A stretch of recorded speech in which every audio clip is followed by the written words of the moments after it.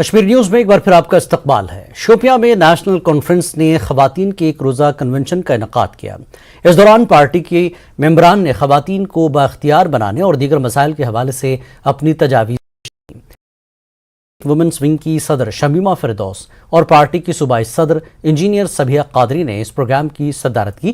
شوپیاں کے سابق M L C اور شوپیاں میں ضلع صدر این سی شوکت حسین گنائی کے علاوہ سابق ایم ایل اے اور حلقہ انچارج شوپیاں شیخ محمد رفیع کے علاوہ سینئر لیڈر اور بلاک صدور اس موقع پر موجود تھے۔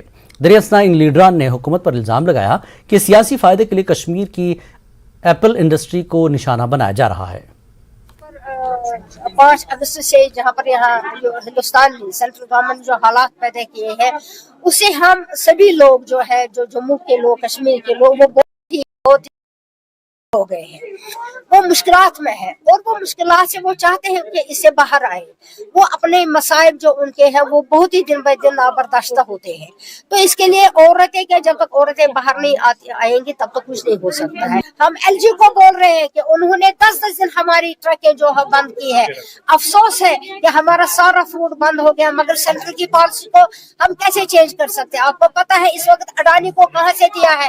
ہماچل کا فروٹ وہ بیچ رہا ہے، ہماچل بیچ رہا ہے، انہوں نے سارا ہماچل لیا ہے۔